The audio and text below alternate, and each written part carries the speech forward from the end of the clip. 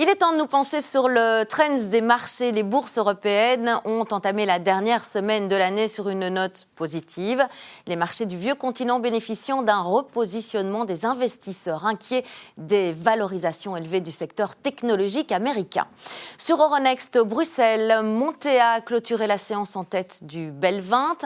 Hors indice, IBA a profité de l'annonce d'un important contrat en Corée du Sud. Argenix a par contre subi de légères prises de bénéfices après les sommets atteints fin novembre. Ecopac demeure pour sa part particulièrement volatile en cette fin d'année. Ces derniers jours, nous avons déjà fait le point sur l'année 2025. Il est donc temps maintenant de nous tourner vers 2026 et on le fait avec Éric Joly, notre expert. Bonsoir Éric. Bonsoir Fanny. Alors, on se pose cette question. Un certain nombre d'entreprises intéressantes vont faire leur rentrée en bourse. On se pose cette question évidemment et on va commencer par les États-Unis. Oui, selon plusieurs analystes, 2026 pourrait être l'année pendant laquelle de nombreuses sociétés demanderaient à avoir une cotation sur New York. Il ne faut pas oublier que ce segment du marché a quand même été confronté pendant de nombreuses années par à la fois une hausse des taux et également quand même des tensions géopolitiques. Oui. On l'a déjà vu dans le courant de 2025, il y avait déjà un léger gain d'intérêt, mais pour rappel, 2025, c'était aussi l'année du shutdown aux États-Unis, ce qui a donc retardé l'approbation de bon nombre de dossiers. Alors Éric, qu'est-ce qui explique cet optimisme soudain ?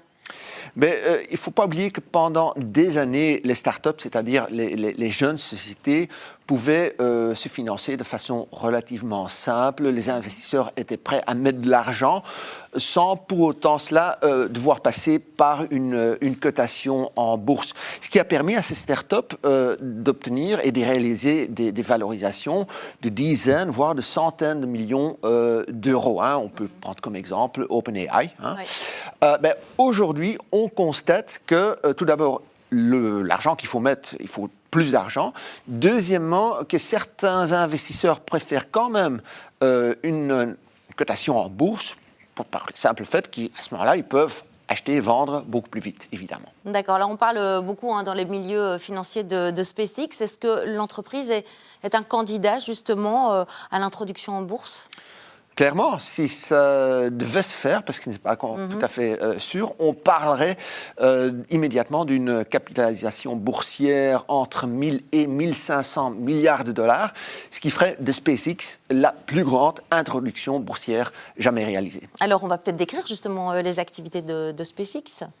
Mais c'est une société qui est diversifiée. Donc, tout d'abord, c'est quand même une société qui est à la pointe de la technologie spatiale, mais c'est aussi une société commerciale. Donc, vous avez SpaceLink, qui est leader dans la communication avec des satellites, et puis SpaceX, qui a quand même participé à énormément de lancements, en tout et pour tout, dans le courant de 2025, 134, ce qui représente plus ou moins la moitié de tous les lancements qui ont eu lieu cette année. Peut-être parlons aussi de OpenAI, on l'évoquait tout à l'heure. Est-ce que c'est réaliste ou pas ? Ce n'est pas encore sûr. Disons que c'est encore moins sûr que SpaceX. Bon nombre d'analystes tablent sur 2027. Maintenant, c'est une très belle société, chiffre d'affaires en hausse, mais il y a des channels. Certainement, tout ce qui a à voir avec l'infrastructure, le calcul et tout cela. Donc, ça demandera quand même des investissements solides, mais on ne sait pas si, oui ou non, ce sera déjà dans le courant 2026 ou pas. Très bien. Alors revenons peut-être chez nous, en Belgique, et parlons de Euronext Bruxelles. En 2025, on a encore eu droit à une nouvelle introduction en bourse avec Energy Vision. À quoi faut-il s'attendre ? Malheureusement, je ne suis pas très optimiste pour Euronext Bruxelles, malheureusement. On l'a vu ces dernières années, il y a de moins en moins d'introductions boursières, il y a de plus en plus de sociétés qui se font délister à Bruxelles. La raison est malheureusement simple, beaucoup trop d'administration, et donc je pense que c'est un manque à gagner pour la place de Bruxelles, mais également pour certaines sociétés belges qui pourraient se faire connaître ainsi par un public plus large. Très bien, donc plutôt pessimiste. Est-ce qu'on pourrait peut-être focaliser sur les jours à venir? Est-ce qu'on pourrait déjà attirer notre attention sur quelque chose? Oui, moi je regarderai avec quand même pas mal d'intérêt les chiffres qui vont sortir ce mercredi, chiffres sur l'économie chinoise. On s'attend à un PMI de l'industrie, on pense qu'il sera aux alentours de 49,3.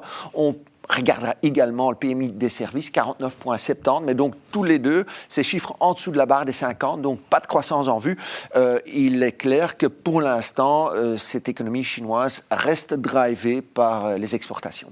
Merci pour cette analyse en cette fin d'année. Donc on attendra mercredi pour ces chiffres.